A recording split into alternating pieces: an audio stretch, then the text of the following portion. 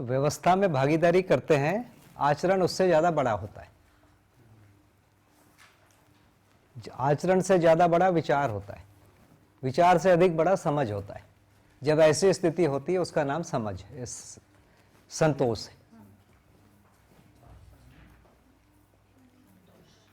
है ना। तो संतोष की जो 4 परिभाषा में एक, जो हम आचरण करते हैं, जितना व्यवस्था में भागीदारी होता है आचरण उससे अधिक होता है। आचरण का पूरा भाग व्यवस्था में व्यक्त नहीं हो पाता है। ये हम जागृत होने की स्थिति में बात कर रहे हैं। हाँ, जागृत जीवन। जैसे तन मन धन का सदुपयोग है, तन मन धन का सदुपयोग, उपयोग, सदुपयोग, प्रयोजन, कुछ भाग ऐसा है जो शीर्ष वाला भाग है वो व्यवस्था में नहीं व्यक्त होता है, वो जिज्ञासा विधि में ही उसका पता चलता है, समझाने में। आचरण से अधिक विचार करता है मनुष्य, विचार से अधिक समझ होता है। ये स्थिति हो गई, इसका नाम है संतोष। समझ कम है, ज्यादा विचार है, ये असंतोष। उसका उल्टा,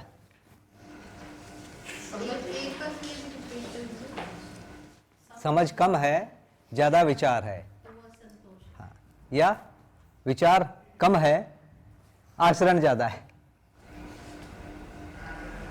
पर वो हो ही नहीं सकता। विचार कम है, आचरण ज्यादा है का मतलब क्या है? मैं कोई काम कर रहा हूं, मुझे वो पता ही नहीं है वो ठीक है कि गलत है। कोई लोग बोलते हैं अच्छा है तो मैं खुश हो जाता हूं, कोई बोलते हैं क्यों यहाँ पर तुम पड़े हुए हो, मैं दुखी हो जाता हूं। हम उसको सोचे ही समझे ही नहीं है कि वो ठीक है कि गलत है। सारे आयामों में हमने सोचा ही नहीं है, तो हम प्रभावित रहते हैं। इसका उल्टा वाला हमको जल्दी पकड़ में आ जाता है, विपरीत वाला। तो एक बार समझ कम है, विचार ज्यादा है, तो असंतोष नहीं, हमेशा समझ ज्यादा होगा। हाँ ठीक है, आप ठीक बोले, समझ ज्यादा होगा, विचार कम होगा। पूरा समझ विचार में नहीं आएगा ना। देखिए ये अधिक है, ये पूरा के पूरा नीचे नहीं आ पाएगा, मन से पूरा आत्मा व्यक्त नहीं हो पाएगा, कुछ भाग बचेगा। तो हर स्तर पर वृत्ति मन से विकसित है तो कुछ चीज बचा रहेगा। वैसे ही हर क्रम में होगा। तो ऊपर में बचा है तब जो है संतोष है। या हम ज्यादा आचरण कर रहे हैं, उतना विचार ही नहीं, अभी हमने सोचा ही नहीं है, तो ऐसी स्थिति में क्या है, आचरण ज्यादा हो गया, विचार कम है, तो वो असंतोष है। वैसे समझ अधिक है, उससे विचार हमेशा कम रहेगा, कभी भी समझ से विचार ज्यादा नहीं होगा, अनुभव से विचार कम होगा। जो 4 आयाम कह रहे हैं, व्यवसाय, व्यवहार, विचार, अनुभव, तो ये अनुभव ऊपर ही रहेगा, पूरा अनुभव विचार में नहीं आएगा, पूरा विचार व्यवहार में नहीं आएगा। सीक्वेंस भी यही रहेगी, और पूरा व्यवहार व्यवसाय में नहीं आएगा। व्यवसाय क्या है, जो हम मनुष्यतर प्रकृति के साथ कर रहे हैं, उसमें हमारा कुछ भाग व्यक्त होगा, कुछ भाग नहीं होगा, उसमें से अधिक भाग मानव के साथ व्यक्त होगा। व्यवहार उससे अधिक विचार में रहेगा, कभी भी पूरा विचार व्यवहार और व्यवसाय में नहीं आ पाएगा, और अनुभव अधिक रहेगा ही रहेगा। ये जोर से बोलो, सब लोग सुनेंगे ना। ये दोनों को मिलके, व्यवहार और व्यवसाय मिलके आचरण है।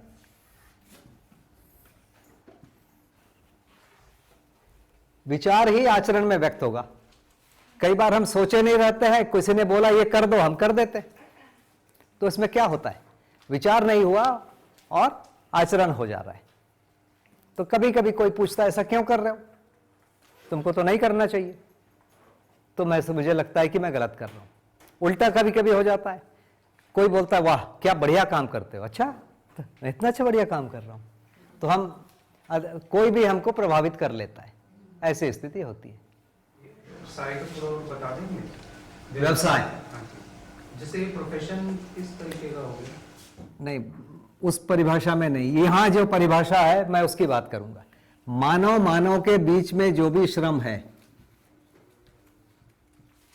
वो व्यवहार कहला रहा है। जैसे मैं आपसे बातचीत कर रहा हूं, ये व्यवहार है ना। किसी को पानी दिया, किसी को खाना दिया, किसी के पैर दबा दिया, ये पूरा व्यवहार वाला भाग है। व्यवसाय मानव और मानव के साथ अलावा जो प्रकृति है, मनुष्येतर,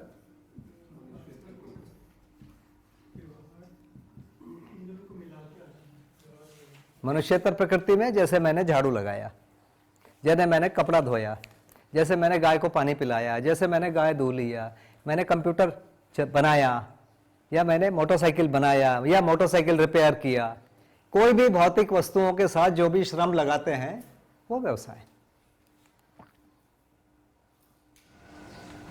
चरित्र किसमें आएगा? चरित्र चरित्र स्वधन, स्वनारी या स्वपुरुष, दयापूर्ण कार्य, उसमें स्वधन का जो कुछ भाग है यहां से है। स्वनारी या स्वपुरुष केवल यहीं पर है। दयापूर्ण भाग कार्य व्यवहार केवल व्यवहार में मानव मानव के बीच में। तो जब चरित्र बोला जा रहा है तो ये दोनों शामिल हो जा रहा है। नैतिकता की जब बात कर रहे हैं तो तन मन धन का सदुपयोग, तो धन का भी सदुपयोग को नैतिकता कह रहे हैं, इसी को धन कह रहे हैं। मनुष्यता प्रकृति के साथ जो हो रहा है। दयापूर्ण कार्य व्यवहार उस मानव में आएगा, बट कार्य भी आएगा। कार्य वैसे ही बताया ना, मानव मानव के व्यवहार का बहुत बड़ा भाग बिना वस्तु के होता ही नहीं है। कोई आए, हमारे अतिथि आए, कौवे के घर में मोर आया, तो हम क्या कर रहे हैं? उनके रहने के, खाने के व्यवस्था जैसा बन रहा है ना, वो कर रहे हैं, रुकने का सब चीज। तो ये क्या है? बिना भौतिक वस्तु के कैसे है? ये वो हो ही रहा है। तो बहुत मुश्किल है कि इसको हटा के व्यवहार को करे। कुछ होता है, जैसे मैंने गाना गाया, वो व्यवहार है कि नहीं है, ये सोचना पड़ेगा। गाना गाना मुख्य रूप से विहार है, या हो सकता है शिक्षा का कोई भाग हो।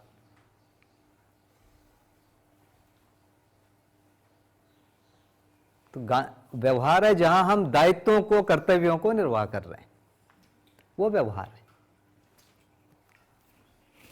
मानव मानव के बीच में। फिर भी दायित्वों का, कर्तव्यों का निर्वाह करने में भौतिक वस्तु रहेगा ही। बहुत छोटी सी जगह है जहां नहीं है ना, भौतिक वस्तु है। इससे बड़ा विचार, विचार के आधार पर ही व्यवहार और व्यवसाय को कर रहे हैं। बिना विचार के मनुष्य कुछ भी नहीं करता। लेकिन कोई मैं काम करना शुरू कर देता हूं, किसी के बोलने से मैं सोचा नहीं रहता हूं, उस समय कई बार ऐसा होता है कि हमने उस बिंदु पर विचार ही नहीं किया है, लेकिन हम करने लगते हैं। कोई बताता है कि ये खराब काम है, अच्छा खराब काम है, छोड़ देता हूं। क्यों खराब है पूछते हैं, फिर छोड़ देते हैं। कई बार मानते हैं कि नहीं छोड़ेंगे। तो ये विचार के आधार पर ये दोनों हैं। और अनुभव, तो अनुभव कभी भी विचार में पूरा के पूरा नहीं आएगा। अनुभव विशाल है, विचार पूरा के पूरा व्यवहार में नहीं आएगा, हमेशा बचा रहेगा। इसी चीज को वो बोल रहे हैं कि आचरण से अधिक विचार बना रहे, विचार से अधिक जो है समझ बना रहे। इस चीज से हमको संतोष होता है। संतोष की परिभाषा में एक परिभाषा ये भी बोला, अभाव का अभाव, किसी भी प्रकार का अभाव नहीं है। भाव माने होना, अभाव माने नहीं होना। तो भौतिक भी अभाव नहीं है, व्यवहारिक भी अभाव नहीं है, उसको अपन कहेंगे संतोष। लेकिन हम ब्रीफ में आप स्वधन और दयापूर्ण कार्य व्यवहार हम बता सकते हैं? बताइए। यही स्वधन है। मानव मानव के बीच, मानव और प्रकृति के बीच में जो भी श्रम है वो स्वधन है। जैसे मैंने ये पेन बनाया, ये स्वधन हुआ। मैंने कपड़ा बनाया, या कपड़ा सिया, या कपड़ा धोया। तो भौतिक वस्तुओं के संरक्षण को भी, उत्पादन को भी, उसके सहायक चीजों को भी हम स्वधन से जोड़ रहे हैं। मानव का श्रम जिसमें लगा, तो श्रम नियोजन से उपयोगिता बनना, इसका नाम है उत्पादन। श्रम नियोजन से हमने बम बनाया आदमी मारने के लिए, कहने को तो उत्पादन दिखता है, लेकिन ये अंततः मनुष्य के नुकसान की चीज है। लेकिन उसको यदि हम कोई सुरंग बनाने में, टनल बनाने में प्रयोग कर रहे हैं तो फिर ये उसका भाग आया। तो कपड़े धोना कैसे स्वधन? कपड़े धोना कैसे? कपड़े धोना तो कपड़े की सुरक्षा किया, कपड़े खराब हो जाएंगे। झाड़ू लगाया तो ये भी सेवा का भाग है। तो कोई भी भौतिक वस्तुओं के साथ श्रम करते हैं वो उसकी सुरक्षा के अर्थ में है ना। इस मकान को हम बार बार पोंछते हैं, साफ करते हैं, झाड़, तो क्योंकि इसकी सुरक्षा बनी रहती है, तो सुरक्षा का भाग है ये। तो उसमें जो भी श्रम लगता है उसको अपन व्यवसाय में लेते हैं, व्यवसाय को स्वधन से जोड़ते हैं। अभी ज्यादा जो प्रचलित है, बिना व्यवसाय के व्यवहार के द्वारा श्रम स्वधन ज्यादा प्रचलित है। इसको श्रेष्ठ नहीं मान रहे हैं, अभी इसको श्रेष्ठ मान रहे हैं। वो व्यवहार के द्वारा अधिक पैसा कमाना। कई लोग इससे ऊपर है, विचार के द्वारा बोलते हैं। कुछ लोग अनुभव को भी बेच रहे हैं, अनुभव करा देंगे, पैसा लेते हैं, है ना, चल तो सभी रहा है। तो यह कह ये रहे हैं कि व्यवसाय का जो मूल्य है केवल शरीर तक है, ये समृद्धि है और ये शरीर के लिए है।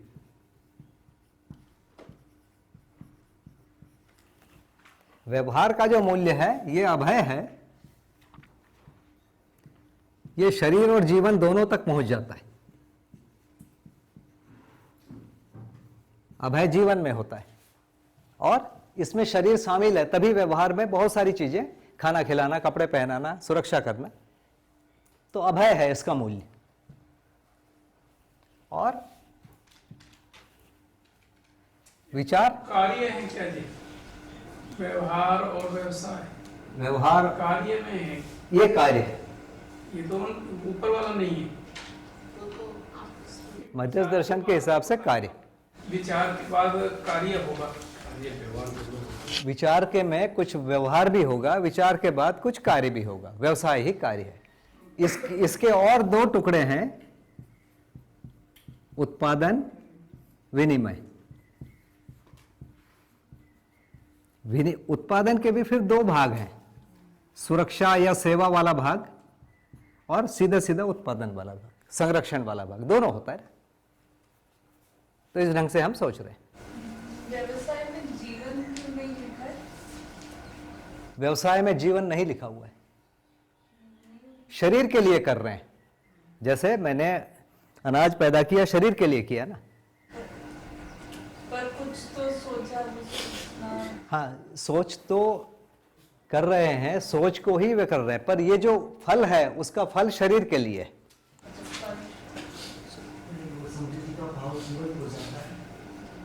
भाव तो हर चीज जीवन को, समृद्धि केवल वस्तु से समृद्धि नहीं हो रही है ना। देखो, लोगों ने वस्तु बना लिया लेकिन समृद्धि नहीं हुई, इसका मतलब है गड़बड़ी यहां पर है, यहां नहीं है ना। तो विचार का जो उद्देश्य है किस लिए किया जा रहा है? समाधान। ये केवल जीवन के स्तर की चीज है।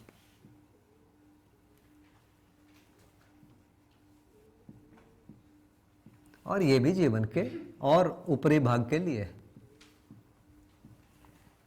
तो ये सबसे गुरु मूल्य है, माने बड़ा मूल्य है अनुभव। विचार उससे थोड़ा सा छोटा मूल्य है। व्यवहार वाला मूल्य अभय जो है विचार से छोटा मूल्य है, और इससे छोटा मूल्य ये है। तो जागृति की विधि क्या बनाया? इसको जो व्यवसाय से जो मिलता है उसको व्यवहार के लिए अर्पित कर दो। जैसे कोई आदमी दिन भर मेहनत करता है, जो भी कमाता है उसको जाके परिवार में अर्पित कर देता है। किस लिए? ज्यादा पैसा लेने के लिए क्या?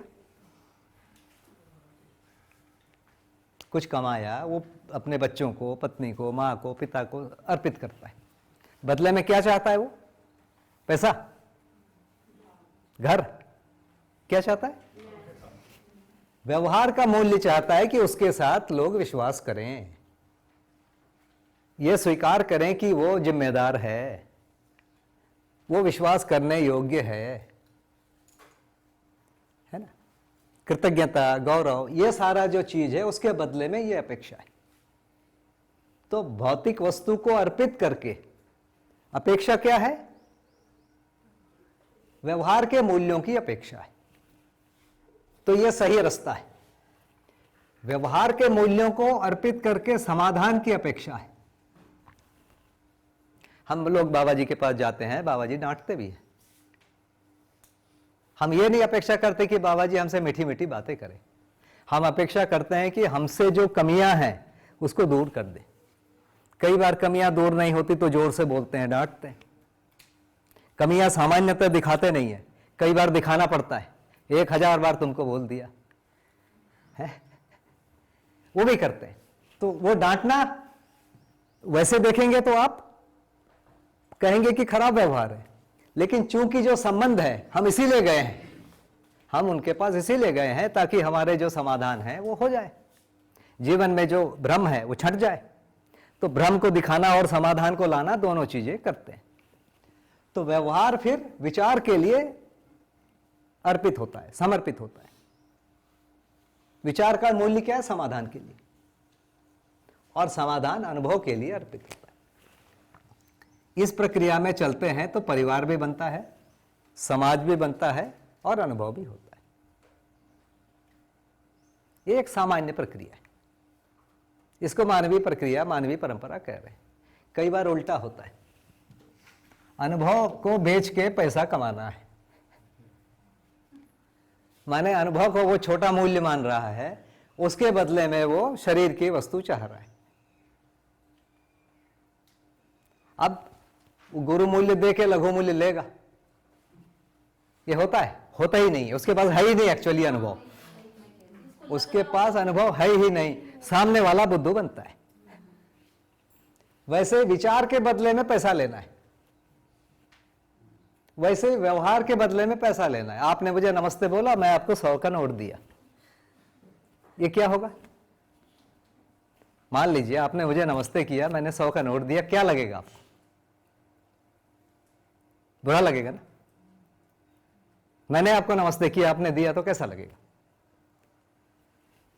व्यवहार के बदले में हम व्यवहार का ही मूल्य चाह रहे हैं। मैंने नमस्ते बोला तो आपको आप नमस्ते बोलते हैं, आपने नमस्ते बोला तो मैं नमस्ते बोलता हूं। तो व्यवहार के बदले में व्यवहार का मूल्य, व्यवसाय के बदले में व्यवसाय का मूल्य। भौतिक वस्तु दिए, बदले में भौतिक वस्तु लिए। समस्या और समाधान ये पूरकता है। कहीं जिज्ञासा है तो वहां उसका समाधान है, यह विचार के लिए संबंध है। तो जब भी ये प्रक्रिया होती है, अनुभव को बेचने की कोशिश, बेचना माने पैसा बनाना, विचार को बेचने की कोशिश, व्यवहार को बेचने की कोशिश। जैसे नाच गाना करके जो लोग पैसा कमाते हैं उसको परंपरा में हमेशा से गंदा मानते हैं, मानते ही है। विचार को बेचने की कोशिश भारतीय परंपरा में तो बहुत ही गंदा माना गया, सभी जगह ऐसे ही था। अभी इसको बहुत अच्छा मान लिया गया कि विचार के बदले में पैसा लो, व्यवहार के बदले में पैसा लो। पर अभी भी डायरेक्टली नहीं लेना चाहते ना, ये विचार के बदले में जो पैसा है वो ऐसे लोगों में indirectly हमने सिस्टम बना दिया, सिस्टम बना दिया, अब कोई तकलीफ नहीं है। वो सिस्टम सही है ये बोला, और उस सिस्टम के पीछे सब दौड़ते हैं, कोई एक पहुंचता है, जो पहुंचा वो खुश हुआ, हर कोई नहीं पहुंचेगा। ये साहित्य जिसको कहते हैं वो भी, उसके लिए भी पैसे लेने गलत है। जो लोग बुक्स लिखते हैं, लिटरेचर लिखते हैं और उनकी किताबें बिकती हैं, फिक्शन नॉन फिक्शन दोनों। अभी जो है वो तो बहुत मिक्स है, बता रहा हूं। अभी तो सब कुछ, सब प्रकार के लोग हैं, लिखते हैं बदले में पैसा नहीं लेते, ऐसे लोग भी बहुत हैं। पर जनरली जिसको हम साहित्य कहते हैं, लिटरेचर कहते हैं, वो तो किताब पब्लिश होती है, बिकती है, तो उन्हीं से उनका घर चलता है। देखिए, श्रमजीवी को घटिया माना, बुद्धिजीवी को अच्छा माना। बुद्धिजीवी माने क्या करेगा? बोलेगा, बोल के दूसरे को चलाएगा, ये अच्छा है। श्रम नहीं करेगा, श्रम करना घटिया माना। मतलब कुल मिला के थॉट को आप कहां से देखेंगे? श्रम करना अच्छा नहीं है। हमारी जो वर्ण व्यवस्था को आप देखेंगे तो श्रम करने वाला सबसे नीचे, शूद्र माने छोटा।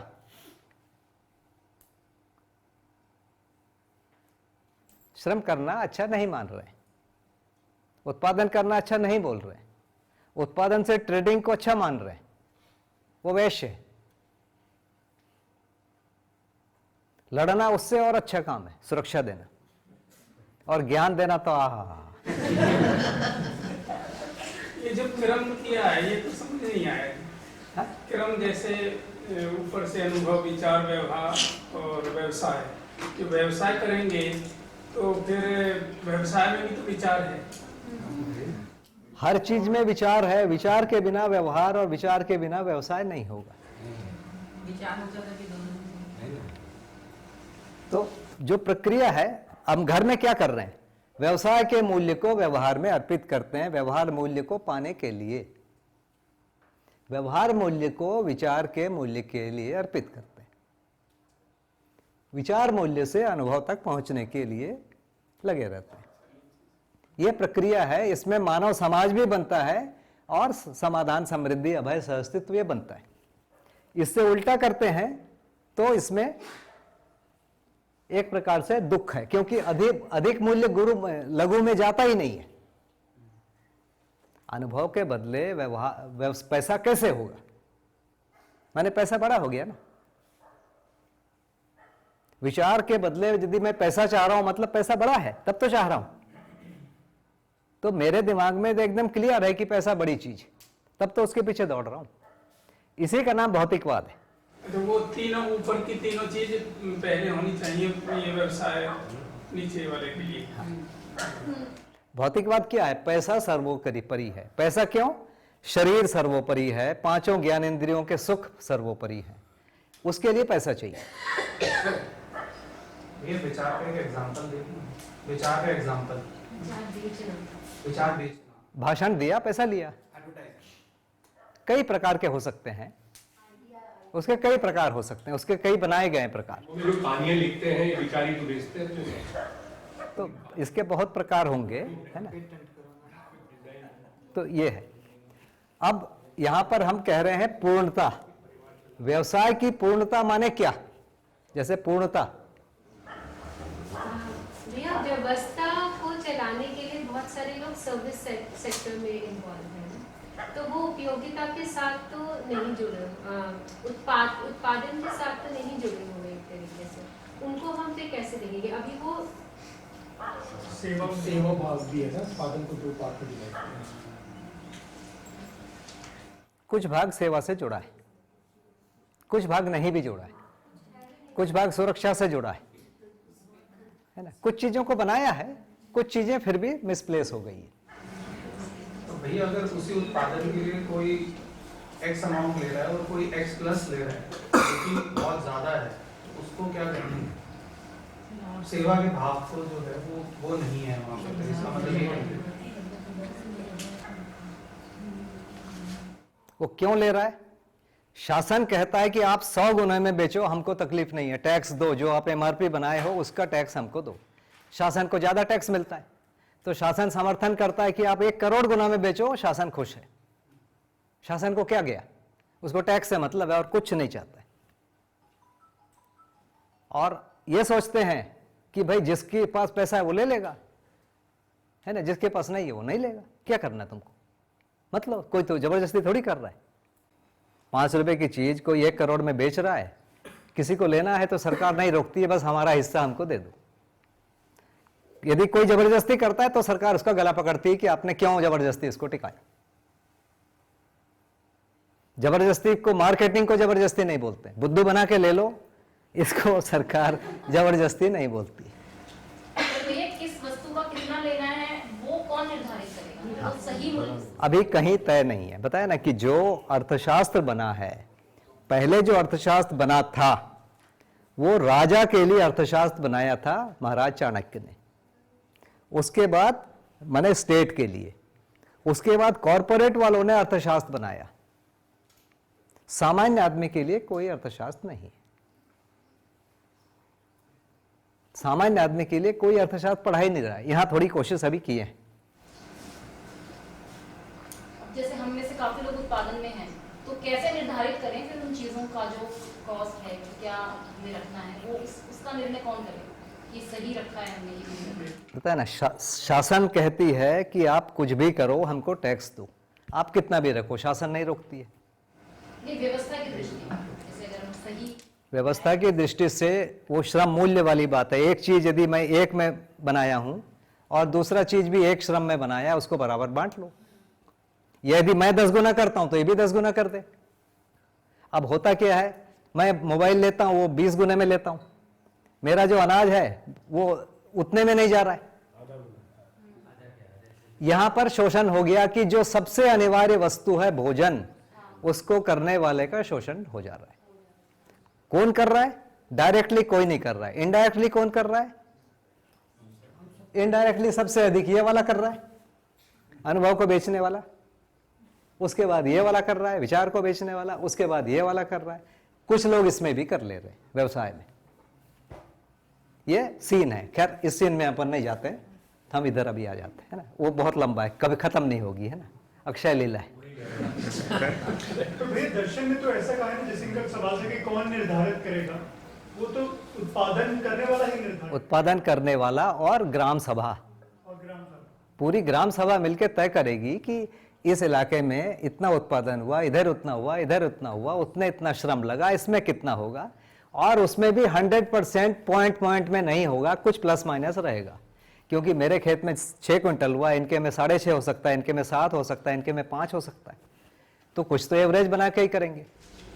तो उसके पीछे का विचार है कि समझदारी पूर्वक समृद्धि का भाव मिलना चाहिए। हाँ, आवश्यकता पूरी हो जानी चाहिए, आवश्यकता से अधिक करना है तो कुछ आवश्यकता से अधिक वाला भाग बना रहेगा। और श्रम मूल्य सबका समान हो। जैसे मैं भी अपने खेत पर काम कर रही हूँ सपोज, और जो मैंने बाहर से भी जो लोग आते हैं वो भी काम कर रहे हैं, तो बराबर होगा सबका। हाँ, वो उस जब टॉपिक वो वाला आ जाएगा ना, तो कभी अपन ये बहुत बड़ा टॉपिक आएगा और ये इतना इजी नहीं है कि हम यहाँ सॉल्व कर लेंगे, है ना। वो एक दिन में भी सॉल्व नहीं होगा। मुझे लगता है कि 1-2 पीढ़ी लगे रहेगी तो जमीन में जाके सॉल्व होंगे। ये हम टेबल में सॉल्व करना चाहते हैं, ये टेबल में नहीं होगा। व्यवहारिक प्रक्रिया से कई बार करके कई पीढ़ियों में तय होंगे, इतनी हड़बड़ी में नहीं होगा ये। तो व्यवसाय का जो मूल्य है वो समृद्धि है। तो व्यवसाय में पूर्णता हुई माने क्या? पूरी धरती का काम कर लेगा या अपने परिवार की आवश्यकता से अधिक जो है उत्पादन कर लेगा, उसका नाम समृद्धि है। तो व्यवसाय किसी दिन पूरा होगा, ये मध्यस्थ दर्शन की स्वीकृति है। व्यवसाय की पूर्णता, व्यवहार की पूर्णता क्या है? जितने आदमी है सबसे व्यवहार कर लूं, यह संभव है? नहीं। अभय हो जाए, मेरे चारों तरफ जितने लोग हैं उनके साथ यदि मैं व्यवहार कर लेता हूं, संतुलन बिंदु को पा लेता हूं, अभय हो गया, पूर्णता हो गई। ठीक है। विचार में पूर्णता का मतलब समाधान हो गया। उस समाधान के बाद समाधान को नीचे उतारे कैसे, व्यवहार में कैसे लाएं, इसके लिए विचार होगा। उसी समाधान को व्यवसाय में कैसे लाएं, इसके लिए विचार होगा। समाधान यदि हो गया तो पहले एक विचार होगा समाधान के लिए कि सार्वभौम और सार्वकालिक रूप से जीने योग्य, करने योग्य वस्तु क्या है। वो पहले एक स्तर का समाधान है। उसके बाद उसको दूसरे स्तर में जीवन में, व्यवहार में और व्यवसाय में कैसे लाएं, उसके लिए विचार होगा। करने के बाद फिर विचार होगा कि जो हमने किया है वो ठीक हुआ कि नहीं हुआ, उसका मूल्यांकन होगा, विचार होगा। और यदि वो हो गया तो फिर उसकी निरंतरता बनाए रखने के लिए प्रयास होगा। फिर भी हो गया, फिर उसको शिक्षा में, संविधान में लाने के लिए प्रयास होगा। यह विचार का एरिया है। तो व्यवहार का मूल्य अभय है, विचार का मूल्य, विचार की पूर्णता समाधान है, अनुभव का पूर्णता जो है वो आनंद है। मेरी समृद्धि पे एक क्वेश्चन अगर पूछ सकता हूँ। समृद्धि शरीर के अर्थ में ही देखी जाती है, तो समृद्धि का भाव आने के लिए मेरा जो अभी परिवार है उनकी आवश्यकता से ज्यादा हो जाए, वहां तक बनता है। अगर कोई व्यक्ति ऐसा सोचता है कि मेरा अभी जो परिवार है उसकी आवश्यकता नहीं है, पर मैं अगली 2 पीढ़ी के बारे में भी सोच लूं कि उनकी भी समृद्धि बने रहे, क्या वो विचार गलत है? अगली 2 पीढ़ी का ये सोचोगे कि वो निकम्मा पैदा होगा। आप ये पहले से ही मान लिए कि वो हमारी अगली 2 पीढ़ी निकम्मा पैदा होगी क्या? ऐसा मानने का क्या हक है? नहीं, मतलब मैं ये नहीं कह रहा हूँ कि निकम्मा पैदा होगा, बट ये है कि बिल्कुल उनको बोलेंगे आप जीरो से स्टार्ट करो, या उनके लिए कुछ हम रख के जाएंगे एटलीस्ट उससे वो शुरुआत करें। जीरो से भैया कोई स्टार्ट नहीं करता है। देखिए एक बहुत फेमस कहावत है, पूत सपूत तो क्यों धन संचय, पूत कपूत तो क्यों धन संचय। सपूत यदि है तो धन संचय क्यों करें, वो तो कमा लेगा, और यदि कपूत है तो कितना भी करो वो तो डुबा के ही छोड़ेगा। प्रचलित तो कहावत है ही है ये, है ना। तो लोग सोच रहे हैं, अभी देखो ना, जो भारत में सबसे लंबे समय तक शासन किया वो जो परिवार है मुगल कहलाता है, उनकी पीढ़ियां कहाँ हैं। मेरे ख्याल से वो जो उसके आसपास जो तांगा वांगा चला रहे हैं वही लोग होंगे। नहीं संग्रह टिकता ना भैया, किसी का नहीं टिका। 4-5 पीढ़ी नीचे जाके देखिए नहीं टिक पाता। तो हमने ये कहीं से सोच लिया कि हमारी जो आगे पीढ़ी है उसको काम ना करना पड़े। क्यों नहीं करना पड़े? काम करना अच्छी बात नहीं है। कहीं कोने में हमारे अंदर वो फीड किया हुआ है कि काम करना, श्रम करना अच्छा काम नहीं है। ये है अच्छा घर मिला माने नौकर चाकर है, काम नहीं करना पड़ेगा। एक एक जगह रसा बचा है पूरे परंपरा में। ये श्रम को सिर्फ शारीरिक श्रम ही कहेंगे, मानसिक श्रम भी तो एक केवल सोचना है ना।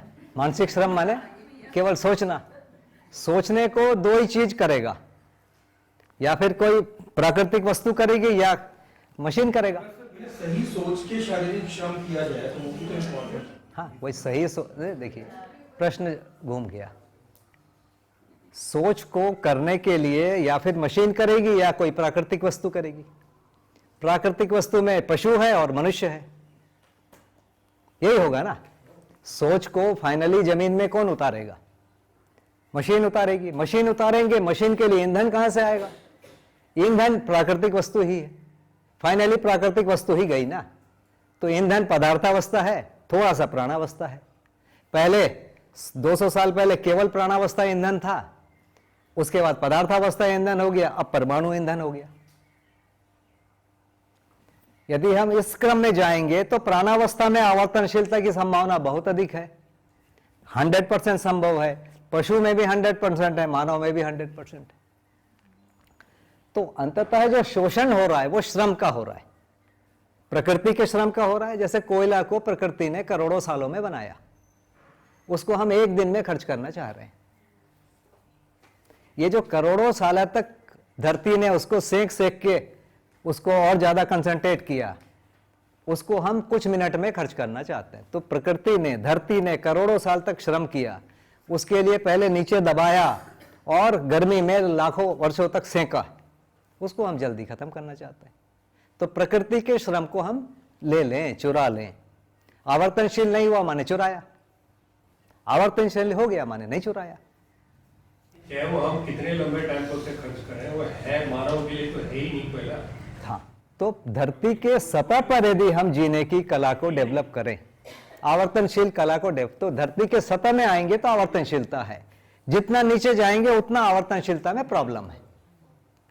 मोटा मोटा थ्योरी है ना, बाकी उसके पीछे और हम जाएंगे तो और अलग ढंग से निकलेगा। ठीक है, तो कोई भी जो श्रम हुआ फाइनली या फिर पदार्थावस्था ईंधन बनेगा, या प्राणावस्था बनेगा, या जीवावस्था बनेगा, या ज्ञानावस्था बनेगा। तो फाइनली हम श्रम का शोषण कर रहे हैं, मानव का या पशु का या प्राणावस्था का या पदार्थावस्था का, ये हो रहा है। तो यदि मेरी आवश्यकता श्रम की अधिक है और उतना मेरे पास नहीं है, मतलब मेरे को अपने आप को मेंटेन करने में जितना श्रम चाहिए, मान लो उससे अधिक वाला श्रम मुझे चाहिए, वो तो किसी दूसरे का ही लूंगा ना। और ये जो है दूसरे का लिए माने हमने अपनी आवश्यकता से कम वाला किया। इस कंडीशन में समृद्धि नहीं होगी, संतोष नहीं होगा। दुनिया को तो पता है कि मैं बहुत मेहनत करता हूं, है ना, मुझे पता है मैं नहीं करता। तो मुझे पता है कि मैं नहीं करता हूं, फिर मुझे कैसे संतोष होगा? दुनिया मेरी पूजा कर सकती है, मैं कैसा करूंगा अपनी पूजा? मुझे पता है। तो संतोष वाला जगह कौन सा है? चित्त और बुद्धि के बीच में है। बुद्धि तो सब चीजों का देख रही है, वहां संतोष नहीं होगा। और कोई बात नहीं है। लोग पूजा करेंगे, घर भरा रहेगा, सब रहेगा, जीवन में संतोष नहीं रहेगा। तो उसकी विधि क्या है? उस उतने जगह तक अपने आप को संयत करना पड़ेगा। फॉर्मूला दिया है मध्य दर्शन में, है ना। मैंने कर लिया ऐसा मैं नहीं कह रहा हूं, मैं करने की सोचता हूं। जी जी फॉर्मूला बता दीजिए। वही तो है, फॉर्मूला बताया इतने, यही है फॉर्मूला। हम काफी सारे लोग यहाँ पे शिक्षक हैं, तो शिक्षक जैसे सैलरी जो मिलती है, पता तो है कि अनुचित है, पर आप क्या कहेंगे इसके बारे में? देखिए अब अनुचित, देखिए अनुचित के 3 ग्रेड है ना। एक ग्रेड है जिसको उचित के 3 ग्रेड, सॉरी। एक जिसको शासन सही बोल रहा है, पहला उसमें रहिए, उसमें नहीं रहेंगे तो आप जेल में रहेंगे, है ना। तो इसलिए उसमें रहना जरूरी है, पहला। दूसरा है शासन के साथ परिवार भी सही बोल रहा है। जैसे मेरे घर में यदि मैं कोई एक स्लॉटर हाउस खोलूंगा तो मेरे घर वाले बोलेंगे मत कर भाई, है ना, क्यों पीढ़ियों के पुरखों का नाम खराब करता है ना। भाई स्कूल में पढ़ा ले, कुछ कर ले, ट्यूशन पढ़ा ले, चला ले, स्लॉटर हाउस तो मत खोल। तो दूसरा मेरे परिवार, शराब बेचूंगा, अरे भाई मत बेच भाई, मत कर भाई। तो दूसरा वाला है, छोटा है, शासन तो अनुमति दे रहा है लेकिन मेरा परिवार मना कर दे रहा है, दूसरा है। इससे भी और फाइन है, मध्यस्थ दर्शन क्या बोल रहा है वो कर लो। अब जिसकी जितनी ताकत है उतना करे। ये वो तो ना कि दोनों जगह से ना फंसाने वाली बात है। अब जैसे मैं अपना बताऊं, मैं 2 साल पहले जैसे जब मैंने शुरू किया था तो मुझे ये लग रहा था कि मैं बहुत जल्दी ही नौकरी छोड़ दूं, क्योंकि जैसे मध्यस्थ दर्शन कह रहा है उसके हिसाब से तो इसके पैसे नहीं लेने चाहिए पढ़ाने के या सिखाने के। पर अभी करने के बाद पता चला कि इसमें उतना है ही नहीं कि आप अपना परिवार चला पाओगे। अच्छा, फिर यहाँ ये भी बोला जा रहा है कि जितना जैसे ऑर्गेनिक का या जो भी हम जितना ले रहे हैं उतना होना ही नहीं चाहिए, हम ज्यादा ले रहे हैं तो वहां से भी कम लें, तो वहां से कम लेंगे तो घर बिल्कुल ही नहीं चलेगा, तो फिर नौकरी कैसे छोड़ेंगे? तो मतलब दोनों तरफ से वो द्वंद है ना उसको, मतलब कहाँ, इसीलिए मैं वो श्रम वाला पार्ट और वो मैं आपसे अलग से पूछूंगी। मतलब कई बार मैं बहुत बड़ी सबकी वही कंडीशन है ना, क्या मैं उससे मुक्त हूँ? सब उसी को झेल रहे होंगे ना।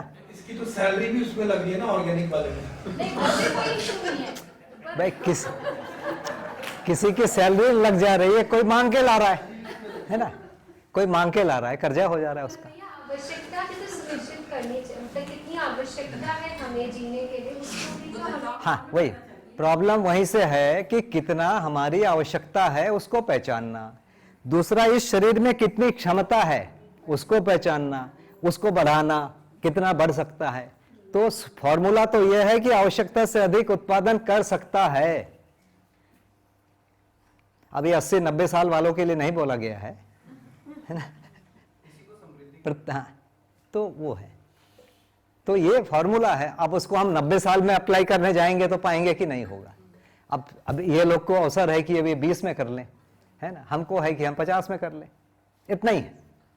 और ये भी मौका है कि अगले शरीर यात्रा में करेंगे, इसके लिए कोई रोका नहीं है ना। यही है ना, कौन रोक देगा? नहीं करेगा। जी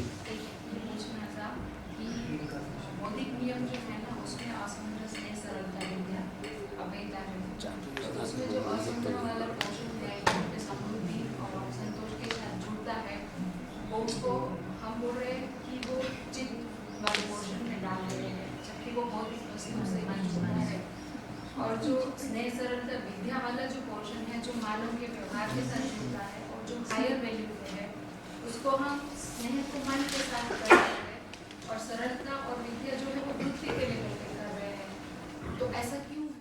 नहीं, सभी चीजें मन तक आ ही रही है। देखिए, भौतिक वस्तु भी मन तक आ रही है, स्नेह के लिए मानव भी मन तक आ जा रहा है, तो सारी चीजें मन में भी आ रही है, सारी चीजें फिर वृत्ति में जा रही, तो प्रत्यावर्तन ही नहीं होगा।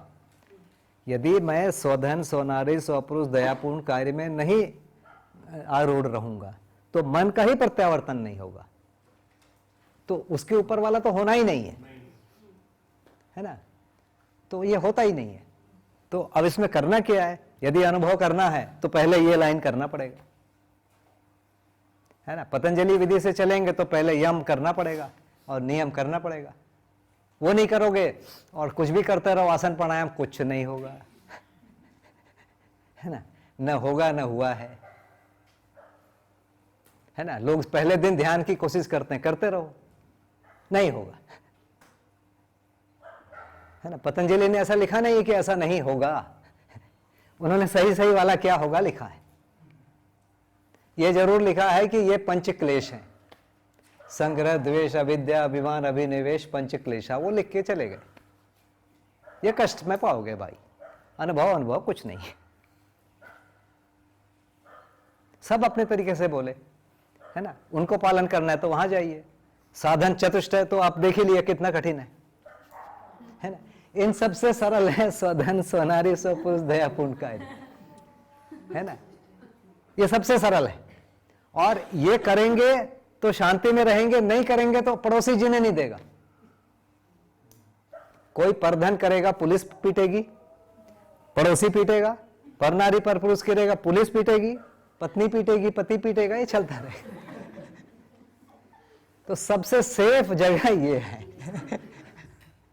अभय। अभय का जो पहला स्टेप है ये है। एक प्रसंग याद आ रहा है, चरक महाराज ने लिखा हुआ है सर्वश्रेष्ठ। कौन सी चीज सर्वश्रेष्ठ है? तो उन्होंने लिखा है कि जैसे मान लीजिए कि नींद लाने वाली वस्तुओं में सर्वश्रेष्ठ क्या है? उन्होंने लिखा है भैंस का दूध, है ना। जो भैंस का दूध पिएगा उसका क्या हाल होगा, सोया ही रहेगा। चरक ने यह लिखा है कि हृदय को दुर्बल करने वाले में सबसे खराब वस्तु क्या है, हृदय को सबसे कमजोर कौन करता है? उन्होंने लिखा है कि पर नारी व्यसन। लोग ये भी पहचान लिए थे कि इसका प्रभाव कहां तक पड़ता है। ठीक है, लिखा हुआ है, मेरे को याद आ गया तो मैं आपको बता दिया। आप आराम से देख सकते हैं चरक में। तो लोगों ने इसको पहचाना कि इसका प्रभाव पड़ता है। सबसे अभय कहां पर है? स्वधन, स्वनारी, स्वपुरुष, दयापूर्ण कार्य, इसके बिना अभय होना नहीं है।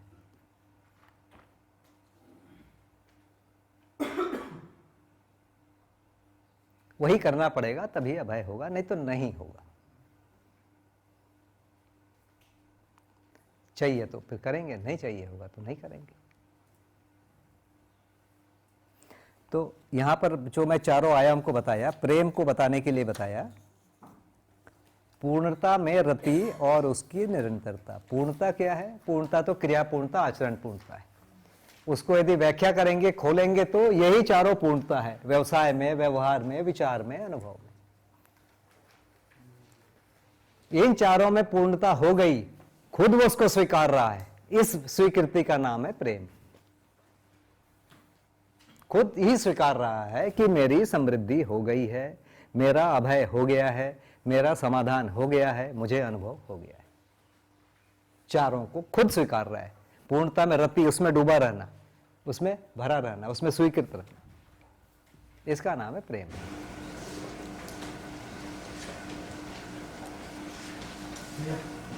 जैसे बुद्ध में दो चीज थी प्रत्यावर्तन में, आनंद और अस्तित्व। तो जो आनंद था बुद्ध में वो अनुभव मूलक था, अस्तित्व था वो। तो यहाँ पे ये जो आठ है उसमें से ऐसा कुछ है जो अनुभव मूलक और अनुभवगामी है।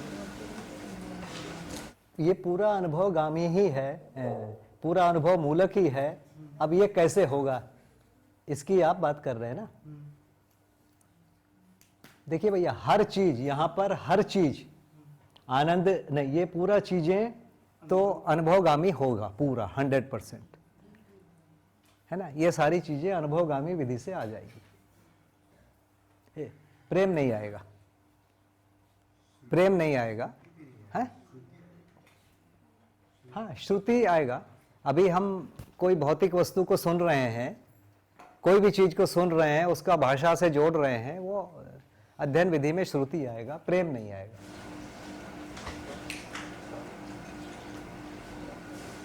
वो अनुभव मूलक है।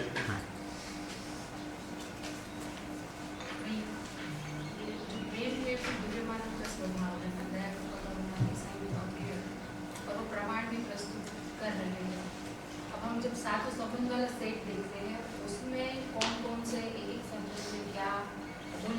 उसको देखते हैं तो साथी सहयोगी के अलावा सारे संबंध में प्रेम और आनंदता वाला है, तो अब इसको कैसे देखें? जैसे मतलब सारे लोग तो दिव्य मानव नहीं होंगे ना, नहीं, मैक्सिमम वहां तक जाएगा। प्रेम तो हर संबंध में हो सकता है, पूर्ण मूल्य है। विश्वास हर संबंध में होगा, वो न्यूनतम है। तो प्रेम और विश्वास हर एक में मिल सकता है। और पूछ रहा था मैं कि प्रेम का और कोई हृदय का कोई संबंध भी होता है क्या? हृदय का नहीं भैया, बड़े बड़े से तीर बना के रखते हैं ना। वो शरीर वाला प्रेम है, वो है ना, इसीलिए वो तीर चुभ जाता है। वो हाँ, वो फिर प्रेम नहीं है, वो फिर काम ही है। यदि शरीर के साथ उसको शरीर मूलक बनाएंगे तो वो काम बनेगा। जैसे प्रेम मूल्य को देखे तो उसके लिए जैसे दया को करुणा का भी हम लोग देख देंगे तो पात्रता नहीं है, वस्तु नहीं है, मतलब वो दोनों को उपलब्ध करा रहे हैं। तो वो जीवन में वो हाइट भी चाहिए कि वो उसको उपलब्ध करा रहे हैं। तो अब जैसे क्रिया पूर्णता में तो पॉसिबिलिटी है नहीं, क्योंकि अभी उसको तो अर्जित करना है, आचरण पूर्ण तक पहुंचना है। तो ये जैसे हम व्यवहार दर्शन में पढ़ते हैं सारे संबंधों को, तो क्या ऐसा हम माने कि ये किसी ऐसी पृथ्वी की बात बाबा जी कर रहे हैं जहाँ पे सारे ही दिव्य मानव के बीच में ही व्यवहार हो रहा है? तो फिर बाबा जी की बात नहीं, आप किसी भी समाजशास्त्री का उठा के देखिए, कोई भी समाजशास्त्री जिसको अनुभव नहीं हुआ, वो न्याय को क्या लिखा है? वो न्याय लिखते समय वो एक ऐसे समाज को आंखों के सामने रख रहे हैं जहां सब बढ़िया है। नहीं तो लिख नहीं सकते ना, आप सही को कैसे लिखेंगे? तो वो विधि ही है ना, नहीं तो लिखा ही नहीं। पहले हमारे साथ में लोग बहुत बहस करते थे कि आप होता है क्यों करके लिखें, होगा करके लिखिए। मैं उस बहस को सुना हुआ आदमी हूं, मैं तो नहीं कर पाया है, मैं छोटा भी था और उतना अकल भी नहीं थी। पर वो ही था कि ये वर्तमान में ही होगा। उसके बाद दूसरे का जब मैंने सोचा, पढ़ा, सुना, तो देखा दूसरे लोगों ने भी वर्तमान में लिखा हुआ है न्याय को, है ना। आप समाजशास्त्र पढ़ी होंगी, वो वर्तमान में लिखा हुआ है। तो लोग उसको सोच रहे हैं, फिलोसोफर उसको वहां तक पहुंचे हैं। राष्ट्र की डेफिनेशन है, आप देखिए, राष्ट्र अमर है जो टूट नहीं सकता। यहां से वो स्टार्ट करते हैं, वो गठनपूर्ण परमाणु के स्तर पर लाकर ही किसी चीज को डिफाइन कर पा रहे हैं, नहीं तो नहीं कर पा रहे हैं। वो तार्किक समस्या है। ये सार्वभौम और सार्वकालिक तय किए बिना आप लॉ डिफाइन ही नहीं कर सकते, कहीं भी कोई नहीं कर सकता, न किया है। फिर वो लॉ नहीं है, फिर आज का है, फिर वो अवसरवादिता है। आज कर लूं कल नहीं करूंगा, ये लॉ थोड़ी है, ये अवसरवादिता है। तो वहां तक जाना ही पड़ेगा। लोगों ने कोशिश किया है ना, इन लोगों ने भी, जो वेस्टर्न जगत में भी लोगों ने बहुत प्रयास किया है। उन्होंने दो चीज को मिस कर दिया, जीवन की निरंतरता को छोड़ दिया। मानव समझदार हो सकता है, उसको छोड़ दिया। अब उसके बाद बनाते रहो, बनेगा ही नहीं। इन दोनों को छोड़ के हम समाज बनाने जाएंगे, नहीं बनेगा। जितना बनेगा बन चुका है। इसी में है प्रेम वाला चला कि जैसे कि अब जब हमको चारों आयामों में पूर्णता और उसकी निरंतरता बोल रहे हैं, तो मतलब हम परिवार पूर्ण स्वराज्य और चेष्टा बेस है, तभी तो हम बात कर पाएंगे कि पूर्णता की निरंतरता, मतलब पूर्णता हो गई है और निरंतरता है। ठीक है, अब जब हम के कंटेक्स्ट में देखें और ये इस विधि से जा रहे हैं, तो अभी तो ऐसा कोई व्यवस्था का ढांचा नहीं है, और व्यक्तिगत लेवल पे भी तो हमको उतना दिखेगा नहीं कि मतलब जैसे उन्होंने शेयर किया, मतलब वो नहीं दिखेगा समृद्धि वाला। वो तभी दिखेगा जब एक बड़े स्केल पे जब होगा, तभी। क्या इस विधि से जाएंगे तो हमको क्या प्रेम की जो मूल्य की जो अनुभूति है वो होगी? हाँ, मैं मानता तो हूँ होगी। देखिए, ये सारी चीजें होगी, ये मान के ही हम पढ़ रहे हैं, है ना। मैं तो कम से कम मानता ही हूं होगा, क्रम से होगा। देखिए, एक व्यक्ति यदि जीने जाएगा ना, उसको बहुत कठिनाई है। एक परिवार यदि हो गया तो थोड़ा सा सरल हो जाएगा। एक पूरा गांव हो जाएगा तो और सरल हो जाएगा। तो क्रम से यह सरल होगा। यह इसका मूल बात है। आपने बताया कि प्रेम है वो एक ही सिर्फ अनुभव मूलक है, लेकिन जैसे हम बोलते हैं कि चिंतन है वो हमेशा अनुभव मूलक है।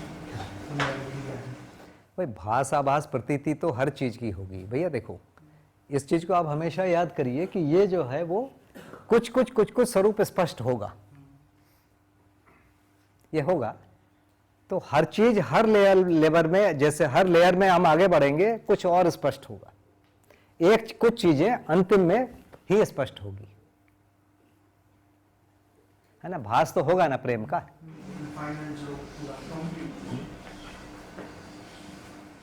भाई मैं बहुत सारे लोगों से व्यवहार किया, लेकिन मुझे बाबा जी का व्यवहार अलग ही लगा। तो कुछ मैं डिफरेंशिएट कर पाया पहले ही दिन से, पहले ही मुलाकात में कुछ डिफरेंशिएट किया। ये थोड़ी पता है कि उनको प्रेम है, मेरे को नहीं पता ये सब चीज। कुछ भिन्न है, कुछ अलग है, इतना ही पता लगता है।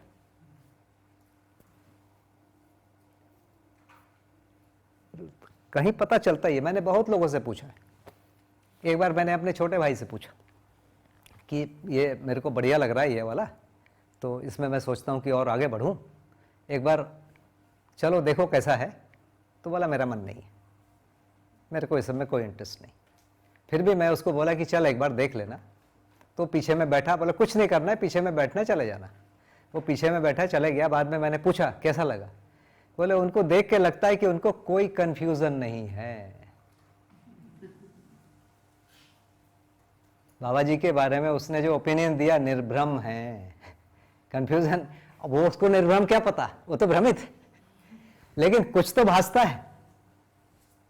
तो वही कह रहा हूं कि जो भी व्यक्ति बाबा जी से मिलता है उनको कुछ दिखता है कि कुछ अलग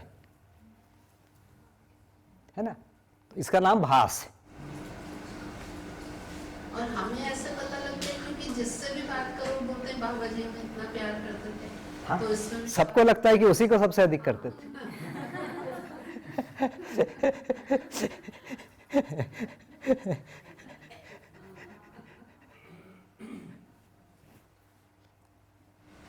आप सबने खूब डांट खाई, पर आप हमें डांटते नहीं हो, बड़े आराम से बताते हो सारी चीजें, बहुत पेशेंस है।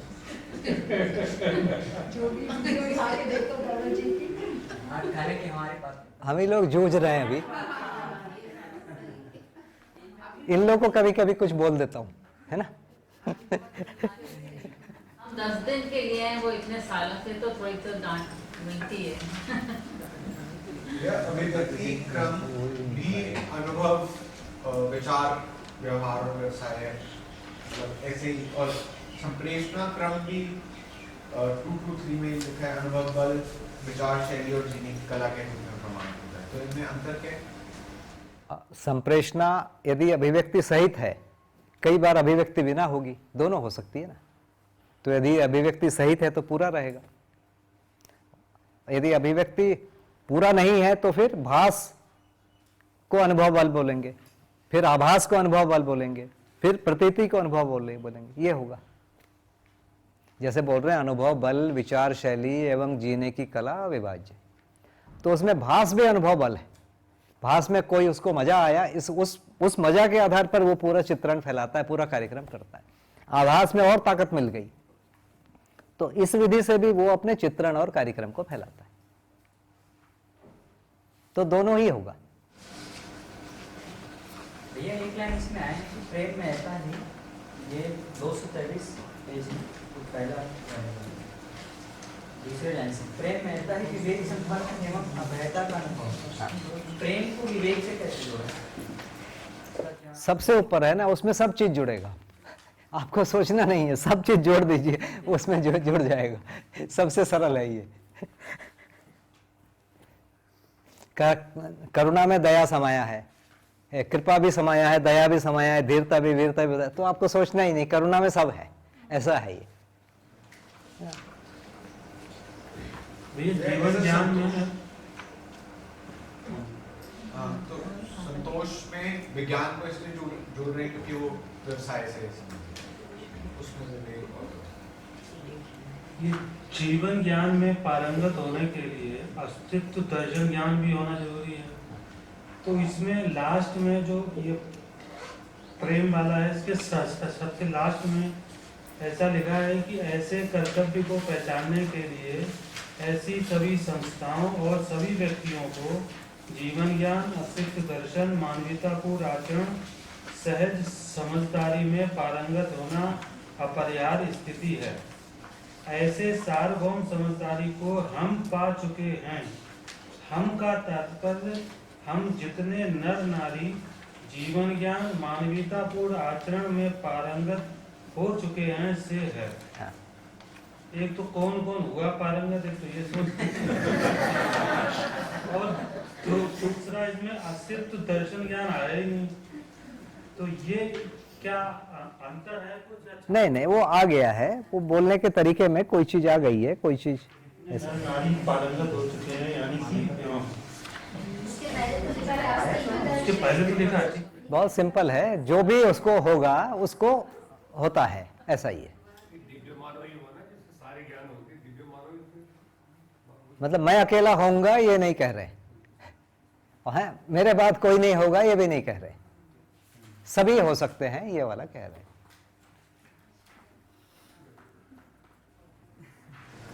तो पारंगत हो चुके हैं इसका क्या मतलब? कुछ लोग हुए भी होंगे। तो आपने नहीं पूछा हमसे कौन कौन होंगे? प्रमाण से आएगा ना। देखिए, तो प्रमाण इसी शरीर यात्रा में दे देंगे ऐसा मैं मानता हूँ, दिखेगा वो, है ना। मेरे सामने दे देंगे तो वह दिखेगा। कई बार प्रमाण हम पहचान भी नहीं पाएंगे, ये भी हो सकता है ना भाई। सबसे बड़ी बात तो यही, हम कैसे पहचानेंगे? तो वो भी हो सकता है।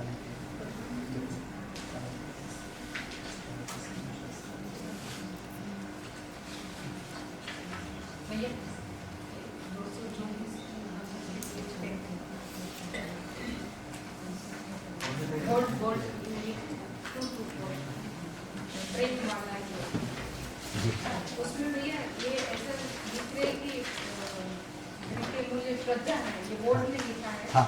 उसके बाद जो बोर्ड वाला है स्थापित मूल्यानुभूति क्रम में प्रेमानुभूति है, ये क्रम से ममता से विश्वास के साथ वास्तविक संबंध गौरव श्रद्धा एवं प्रेम है। तो यहाँ पे क्रम का क्या मतलब है? स्थापित मूल्यानुभूति क्रम में प्रेमानुभूति है, मैंने इसी क्रम में ममता। तो सबसे पहले बोल रहे हैं कि मानवीयतापूर्ण जीवन में सर्वप्रथम अनुभव में आने वाला स्थापित मूल्य विश्वास ही है।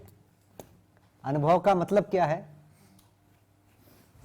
अनुभव का मतलब है होना। जो मैं, यदि मेरा आचरण निश्चित है, उस समय मेरी जो स्वीकृति है उसका नाम है मूल्य। तो अपने आप से विश्वास पैदा होगा। स्वयं पर विश्वास कब होगा? जब मैं जीवन हूं इसको स्वीकार लूंगा और आचरण का भाग कर लूंगा, तो सबसे पहले विश्वास होगा। इसके बाद अपने से श्रेष्ठ को पहचान कर और बड़े गुणों के लिए लाएंगे, इसलिए उसको फिर लिखा दूसरा मूल्य श्रद्धा है। तो श्रद्धा होने के लिए एक कंडीशन है कि पहले जो है स्वयं पर विश्वास हो। तो ये यहां से स्टार्ट होगा, आचरण का एक स्तर हो जाएगा तो विश्वास होगा, उसके बाद श्रद्धा होगा, नहीं तो नहीं होगा। हम लोग को होता क्या है या क्या हुआ, ये सब भास आभास जैसी चीजें हुई कि ये श्रेष्ठ है, मैं उसको करूंगा करके आगे बढ़ता हूं। विश्वास कब होगा? जब मेरा आचरण वैसा हो जाएगा। आचरण के बिना विश्वास नहीं है। मूल्य माने क्या? भाव। भाव माने होना। यदि कोई व्यक्ति पर धन, पर नारी, पर पुरुष कर रहा है और वो विश्वास है उसमें, नहीं होगा ये। तो स्वधन, स्वनारी, स्वपुरुष करना पड़ेगा, दयापूर्ण कार्य करना पड़ेगा, करता रहेगा। उस समय उसको जो फीलिंग होगी कि मैं अभय में हूं, मेरा कोई विरोध नहीं कर रहा है, सब मेरा समर्थन कर रहे हैं, सब मेरा पूरक हो रहे हैं, ये जो फीलिंग है इसका नाम ही तो विश्वास है। विश्वास क्या चीज हो रही? मैंने सोच लिया ये विश्वास है, ये वाला विश्वास ये नहीं है। कोई भी प्रकार के आचरण का हमारा एक अंदर स्वीकृति होती है, अपने ही आचरण की, वो विश्वास है, स्वयं पर विश्वास। तो स्वयं हूं, जीवन हूं मैं, ये चाहिए, और इसके बाद आचरण भी चाहिए। ये दोनों चीज होगा तो विश्वास होगा, और उसके बाद फिर श्रद्धा आएगी, माने फिर मानव पद के लिए फिर कोशिश शुरू होगी। वहां से अध्ययन शुरू होगा। अध्ययन के किसी क्रम में वो आचरण आ जाएगा, विश्वास वाला मूल्य आ जाएगा, उसके बाद और आगे बढ़ेंगे। फिर क्रम से ममता आएगा, ममता वगैरह आवश्यकता अनुसार आएगा। इस पूरे में एक बहुत बड़ी चीज है कि जो चीज हमारे पास नहीं है उसको हम पहचानेंगे। मैं जितना विकसित हूं उससे अधिक विकसित को पहचानूंगा, पहला नियम यह है। उस आचरण पर मैं कोशिश करूंगा, उसको अटेम्प्ट करूंगा वैसा करने की। यह भी दूसरी बात है। जैसे हम समझे नहीं है लेकिन हम समझाने की कोशिश करेंगे, यह आएगा। जिए नहीं है, जीने की कोशिश, यह आएगा, ये है ना। तो पहले हम जहां हैं उससे थोड़ा सा अधिक वाले को पहचानेंगे, समझेंगे, उसके बाद उसके लिए आचरण के लिए तैयार होंगे, उसके बाद कुछ करेंगे, तो ये आएगा। इतना करने से थोड़ी सी पात्रता और बढ़ेगी, फिर उसके और आगे वाला दिखेगा हमको, और ये क्रम चलता जाएगा। इसीलिए ब्रह्म अमानव को भी ब्रह्म भासता है लिखा है। यह संभावना यदि नहीं होगी तो आदमी जागृति नहीं होगा। एक आदमी में जागृति की संभावना को स्वीकार रहे हैं कि जहां है उससे अधिक को वो पहचान पाएगा। उतना पहचान के जब वो करेगा, करने की कोशिश करेगा, उसको भी बोल रहे हैं हाँ करेगा, वो करने के लिए कोशिश करना उनको सही बोला है। तो इसको मानव में दिया है कि मानव में दयापूर्ण कार्य है, दया नहीं है। मानव का स्वभाव में धीरता, वीरता, उदारता है, दया नहीं है, दयापूर्ण कार्य है। देव मानव में दया है, माने अब वो दूसरे का मूल्यांकन कर रहा है, पात्रता, वस्तु दे पा रहा है। तो पहले ही कर, जो चीज नहीं है उसको पहले ही करता है। और जो मानव नहीं है वो भी दयापूर्ण कार्य करता ही है, कुछ निरंतर नहीं कर पाता। तो ये दो तीन चीजें दर्शन में बहुत जबरदस्त तरीके से कही गई है कि जहां है उससे आगे का देख सकता है, पहला उससे आगे वाले आचरण का प्रयास करेगा, और ये करने के फल में कुछ करेगा, जैसे ही करेगा उससे आगे वाला दिखेगा, इस क्रम में वो आगे बढ़ेगा। तो व्यवहारिक और जीने वाली विधि से वो आगे बढ़ेगा। ये दर्शन का, ये साधना है, इसकी साधना विधि यही है। लेकिन जो स्वयं में विश्वास है, तो कई तो ऐसे भी होते हैं कि जैसे वो सही नहीं होता फिर भी वो कितना दृढ़ होता है, मतलब कि हम तो बिल्कुल सही कर रहे हैं, उनका विश्वास भी तो बहुत ज्यादा होता है, ओवर कॉन्फिडेंस। वही लोग हत्या करते हैं, जो दूसरे की हत्या करता है इसी वैरायटी का है, नहीं तो कैसे करेगा। वो तो ये तय कर लेता है ना कि इसको मैं मार सकता हूं, ये कुछ नहीं कर पाएगा, तभी हत्या करता है। जैसे आप कह रहे हैं भास है, आभास है, प्रतीति है, फिर इसके बाद अनुभव है। तो जो भास होता है तो वहाँ पर हमें कह सकते हैं कि जैसे मैं सोचता हूँ कि वहाँ पर जो विश्वास का वो मिनिमम लेवल है। हाँ।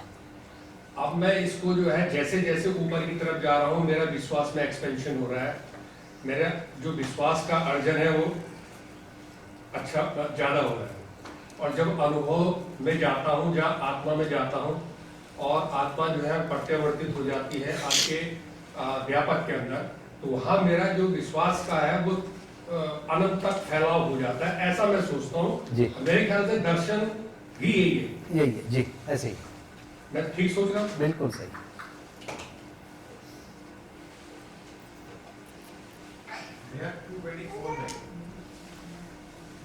प्रेम अनुभूति स्वयं स्वतंत्रता स्वानुशासन के रूप में प्रमाणित होती है। हम ये कि पूर्ण जागृत हो गए तो आत्मा से अनुशासित रहेंगे। हाँ। और स्वतंत्रता से क्या है? स्वतंत्रता की परिभाषा यही है कि आत्मा के अनुसार हो जाना। और भैया स्वराज्य क्या होता है? स्वराज्य, स्वराज्य माने स्वयं का वैभव। स्वराज्य के लिए मिनिमम उत्पादन सुलभता, न्याय सुलभता, विनिमय सुलभता, परिवार को बोला गया। स्वराज्य में परिवार को सबसे छोटा राज्य बोला गया। राज्य माने स्वयं का वैभव, सबसे छोटा जगह जहां हमारा वैभव प्रकट होता है, तो जहां हमको न्याय करने का अवसर मिले, जहां हमको न्याय मिले, न्याय सुलभ हो, उत्पादन सुलभ हो, विनिमय सुलभ हो, उस जगह को स्वराज्य कह रहे हैं।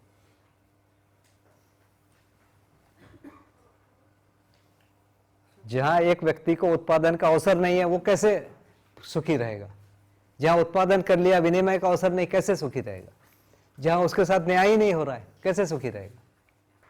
तो ये तीनों कंडीशन मिनिमम चाहिए, उसको परिवार नाम दिया।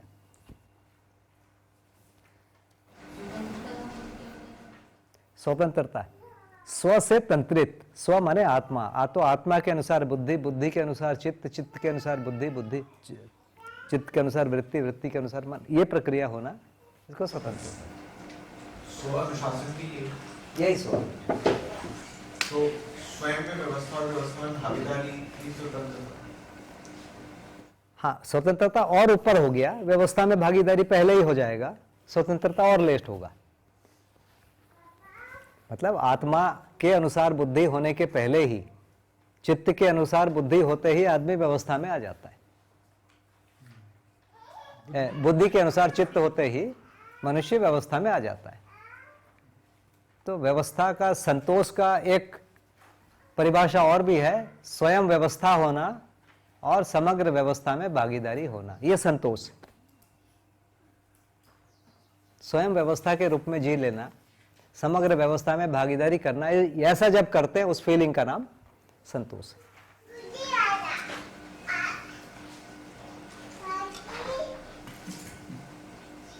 मतलब जितने साक्षात्कार होना स्वयं में व्यवस्था होते हैं।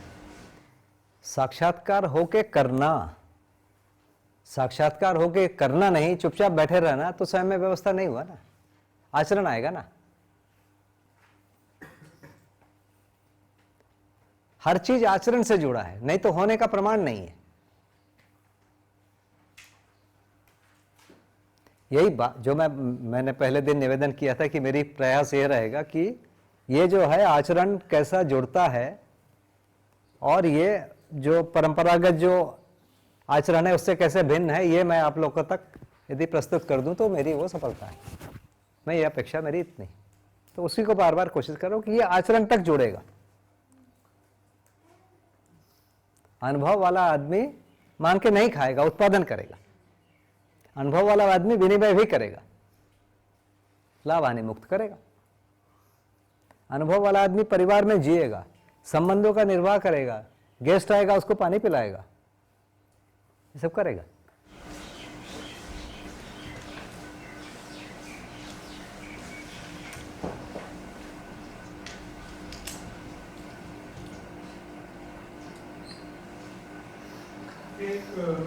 इसके आगे एक लाइन है, मानव ही प्रेमी एवं प्रेमास्पद होने के योग्य है, मानव ही प्रेमी और जागृति ही प्रेमास्पद है। माने जो पाने की चीज है वो है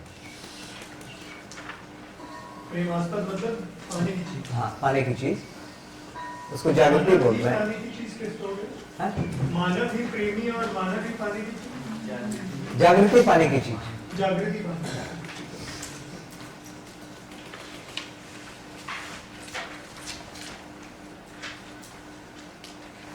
मेरा पेज 225 में सेकंड पैराग्राफ, उन्हें गुणात्मक परिवर्तन के संदर्भ में से के लिए ही दायित्व एवं कर्तव्य प्रमाणित होते हैं।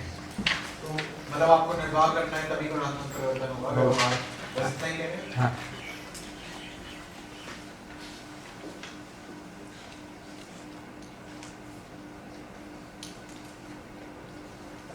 तो 6 प्रकार के स्वभाव से कर्तव्य और दायित्व प्रमाणित करते हैं।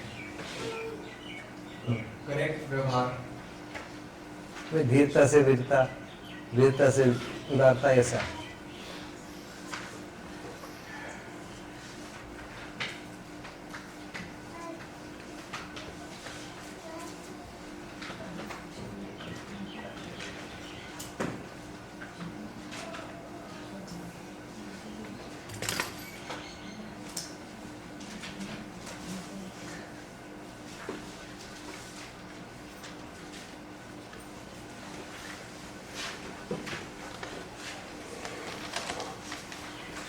प्रेमी किसे कहा है? अनुभवगामी, जो अध्ययन में है। प्रेमी, जिसको प्रेम मिल गया है, जिसको प्रेम मिल गया है। उसके पहले प्रेम ही नहीं हुआ ना।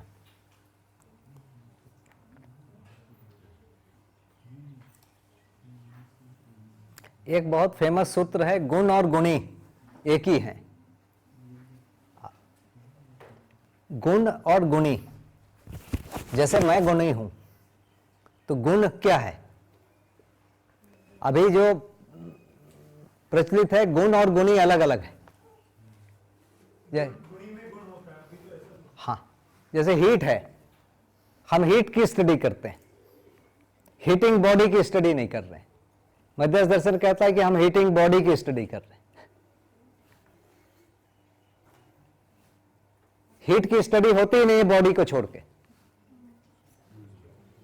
जैसे न्याय को स्टडी करेंगे माने किसी आदमी का स्टडी करना पड़ेगा, न्याय कोई अलग चीज नहीं मिलेगी। तो गुण और गुणी, प्रेम और प्रेमी, प्रेम क्या चीज है? प्रेम हवा में नहीं घूम रहा है, किसी व्यक्ति में है, उस व्यक्ति को प्रेमी कह रहे हैं। तो व्यक्ति में प्रेम होगा। ये मतलब एक क्लासिकल जो परिभाषा है, परंपरा में जो चलता है उससे ये भिन्न है। जिसको प्रेम मिल गया है, मतलब बाबा जी के साथ जिसका व्यवहार हुआ, नहीं, बाबा जी प्रेमी हुए, हाँ, जिसमें स्थापित है। अभी परंपरा में प्रचलित है बाबा जी को जो पसंद कर रहा है वो प्रेमी, ये परंपरा में प्रचलित है। यहां उल्टा कह रहे हैं, वो प्रेमास्पद है, वो प्रेम को चाहने वाले हैं।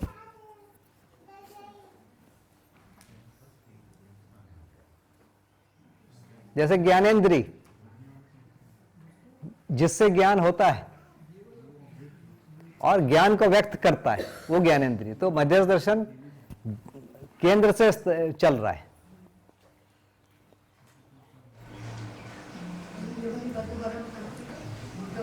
ज्ञानेंद्री से ज्ञान होता है ऐसा माना जाता है, जबकि ज्ञान को इंद्रिय से व्यक्त करता है।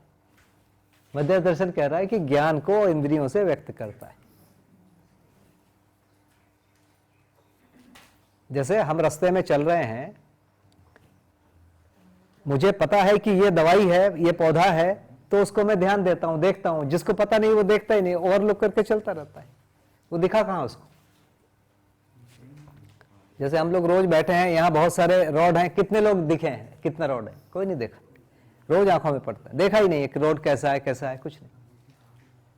तो देखना होता नहीं। तो देखने के लिए पहले समझ होती है, फिर आंखों से देखता है वो। इसीलिए इसको ज्ञानेंद्री कह रहे हैं। ज्ञान व्यक्त होता है ना? पहले क्या मानते थे? ज्ञान आता है इससे। यहां ज्ञान व्यक्त हो रहा है। तो ये परिभाषाएं अलग से बनी हुई है, अलग प्रकार से। प्रेमानुभूति में ही अभाव और भाव की विषमताओं का तिरोभाव होता है। तिरोभाव माने है? हाँ, विलय हो जाता है।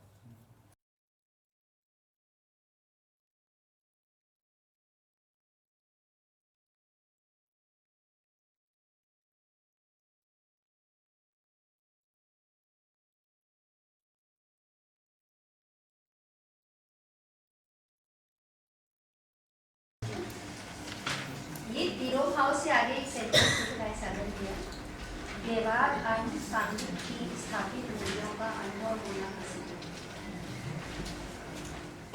व्यवहार आनुषंगिक ही स्थापित मूल्यों का अनुभव होना प्रसिद्ध है। तो व्यवहार के द्वारा ही, व्यवहार के पीछे पीछे चल के स्थापित मूल्यों का अनुभव होगा। कागज पढ़ते पढ़ते नहीं होगा, सोचते सोचते नहीं होगा, व्यवहार करते करते होगा।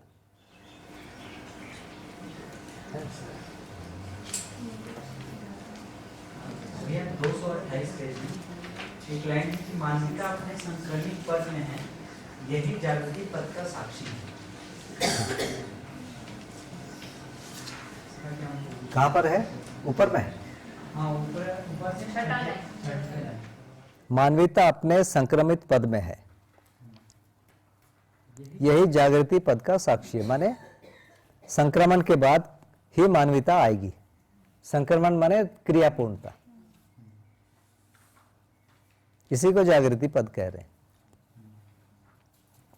आप पहले ये कहा था ना कि मैंने कि ये जो दोनों हैं कि क्रियापूर्णता और आचरण पूर्णता अपने में पहचानते हैं कि हुआ है, बाकी चीज अपने में नहीं पहचान। गठन पूर्णता को अपने में हुआ नहीं कोई पहचान सकता।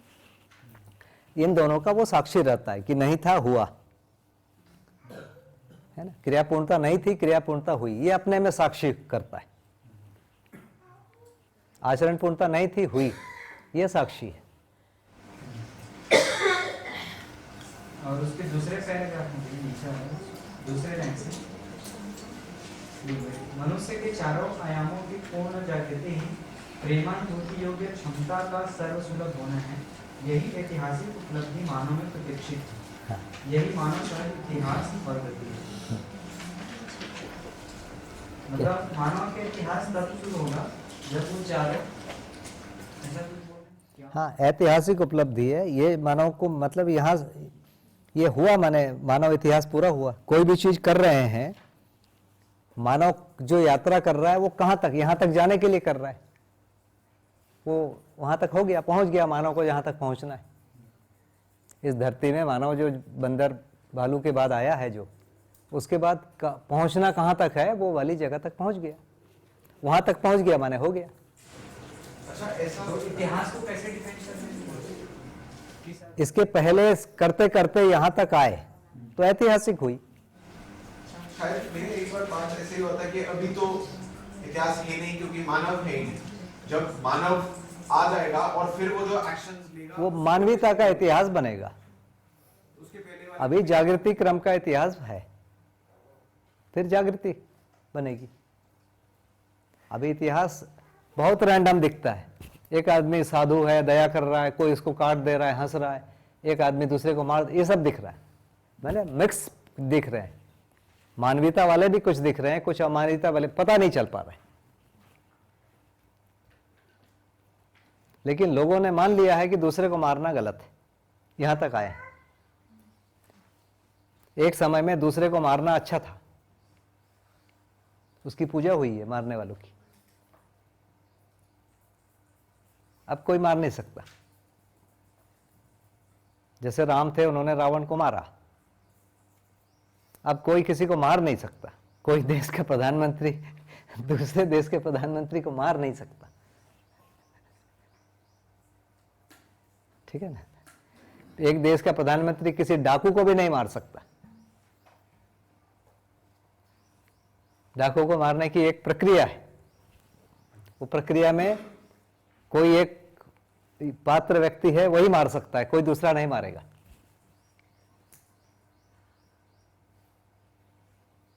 सिस्टम एक बनाया ना, जैसे एक प्रक्रिया है, उसमें निर्णय होगा, कोई फैसला देगा, वो जज होगा, एक लेवल का जज ही फैसला दे सकता है मृत्युदंड का, उससे नीचे वाला नहीं देख सकता। उसके ऊपर वाला फिर वो जाएगा, उसको रोकेगा या नहीं रोकेगा, फिर राष्ट्रपति तक जा सकता है। ये मृत्युदंड वाला राष्ट्रपति तक जा सकता है। राष्ट्रपति यदि वो उनके पास विचाराधीन पड़ा है तब तक वो नहीं मरेगा, नहीं मारा जाएगा माने उसको। उसके बाद राष्ट्रपति चाहे तो माफ कर दे, चाहे तो कम कर दे, चाहे तो ये कर दे, रिजेक्ट कर दे। तो रिजेक्ट करेगा तो फिर मारने की प्रक्रिया शुरू होगी। फिर उसका भी एक सिस्टम है, उसमें भी मारने का अधिकार किसी के पास है, वो वहां तक पहुंचेगा। जल्लाद है जो, तो वह वही मार सकता है। दूसरा आज मेरा मन हो रहा है मारूंगा, ऐसा नहीं होगा। वैसे एक मॉडल अभी नया निकला है यूपी का, एनकाउंटर वाला। हाँ, वो देखिए कागज में लिख रहे हैं दूसरा कि लड़ाई में मारा गया, पहली गोली उसने चलाई और आखिरी मैंने। ये उसका आंसर है। उसमें बताते हैं कि लड़ाई हुआ, एनकाउंटर माने लड़ाई, पहली गोली उसने चलाई, हमने नहीं चलाई, आखिरी मैंने चलाई। तो ठोक देने की पॉलिसी एडॉप्ट हो गई है। ये हम अनुमान कर रहे हैं, वहां कागज में लिखा ऐसा नहीं है। कागज में लिखा है कि वो भागा, भागने के बाद उसको वार्निंग दी गई, एक बार दी गई, नहीं गोली चलाए, 2 बार दी गई, नहीं 3 बार दी गई, उसके बाद हमने चलाया।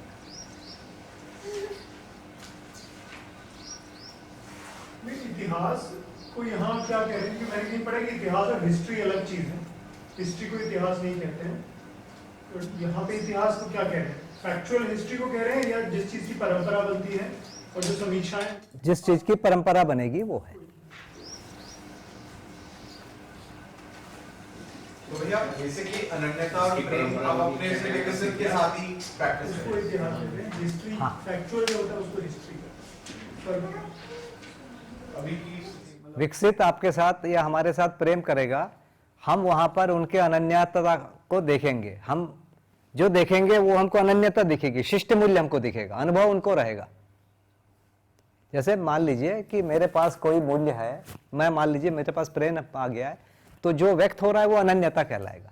तो आपको अनन्यता दिखेगा, मेरे को प्रेम का अनुभव होगा। आपके पास यदि प्रेम है तो आपको प्रेम का अनुभव होगा, मुझे अनन्यता दिखेगी। अनन्यता माने परायापन नहीं लगेगा, ऐसा लगेगा अपनापन है हर समय।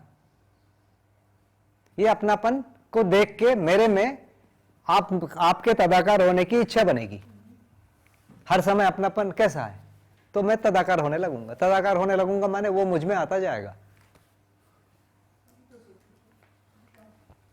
मानव में जागृति तदाकार विधि से है, मतलब लघु मूल्य गुरु मूल्य में तदाकार हो जाता है, माने कुछ समय के लिए वैसा हो जाता है उनके प्रभाव में। उसके बाद धीरे धीरे उसका स्वत्व हो जाता है, अपना हो जाता है। ये प्रक्रिया है। तो ये तो आसान है, मतलब अभी की भ्रमित स्थिति में आप जो मतलब आप जैसे जिनको श्रेष्ठ नहीं मान रहे उनके साथ अनन्यता प्रैक्टिस भी मत करिए, दूसरी विधि से व्यवहार करिए तो ही जागृति होगी। तो क्या करिए? हाँ, संबंध की पहचान होनी पड़ेगी ना भाई। देखिए, संबंध की पहचान के लिए जो अनन्यता कहीं देखेंगे तो वो गुरु होगा, प्रामाणिक व्यक्ति के साथ ही अनन्यता होगी ना। तो संबंध की पहचान में मित्र संबंध है, भाई संबंध है, बहन संबंध है, यहाँ अलग अलग ढंग से होगा पहचान। देखिए, बोलने से नहीं होता है। बाबा जी 10 बार बोले, हमने उस बात को नहीं माना। मैं खुद बैठा हुआ हूं, विश्वास हम नहीं कर पाए। उनके गुरुजी ने एक बार बोला जंगल चले जाओ, चले गए। तो कोई चीज तो हम में भी है ना, उनमें भले ही प्रेम है, हम उसको नहीं पहचान पा रहे ना।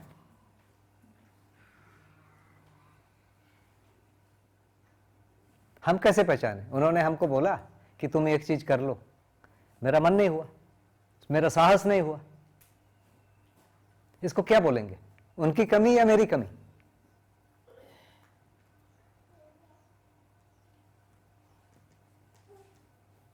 भाई हमेशा तो यही घटना हो रही है ना, कम से कम मेरे साथ तो हुई है। उन्होंने कुछ बोला, मैं नहीं कर पाया, तो ये क्या बोलूंगा? मेरे में कमी थी, मैं उतना साहस नहीं कर पाया। मुझे वो करने से मेरा जागृति होता। मेरे को ये मानना चाहिए ना कि ये ही करने से मेरी जागृति होगी, या उन्होंने अपने स्वार्थ से बोला है? क्या है? दोनों में से एक ही है ना।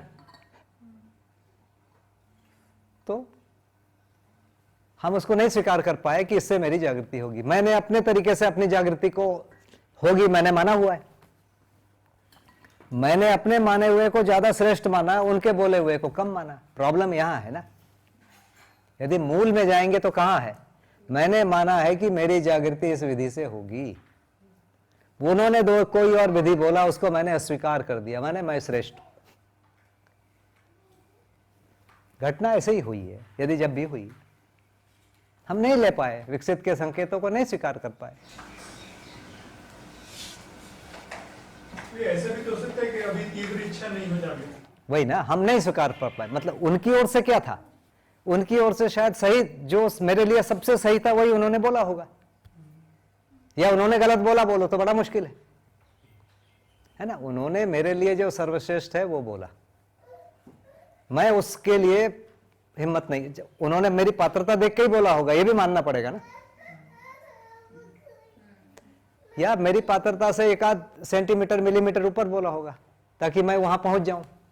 क्षमता योग्यता पात्र बढ़ाने के लिए करुणा किया उन्होंने, मैं नहीं ले पाया।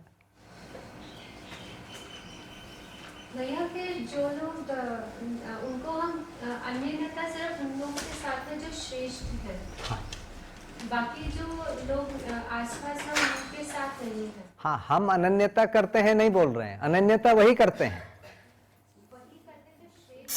हाँ, जो श्रेष्ठ हैं वो अनन्यता करते हैं।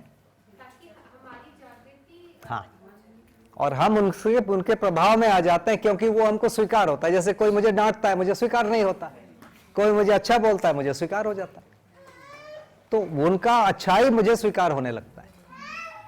वो भी मेरी पात्रता पर निर्भर करता है। कुछ मुझ में कमी होने के कारण मैं पूरा नहीं स्वीकार कर पाता हूँ।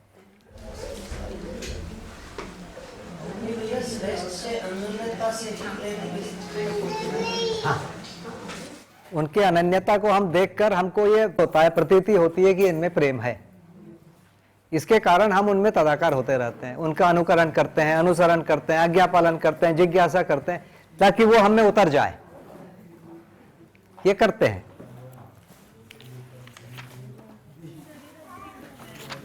तो भैया चित्त में दो ही चीजें बची गई है ना, वात्सल्य और श्रद्धा भी हो गया, मान लेते हैं, चलो छोड़ दो। तो चित्त का दो कर लेते हैं और हम वृत्ति में भी आते हैं थोड़ा सा, है ना।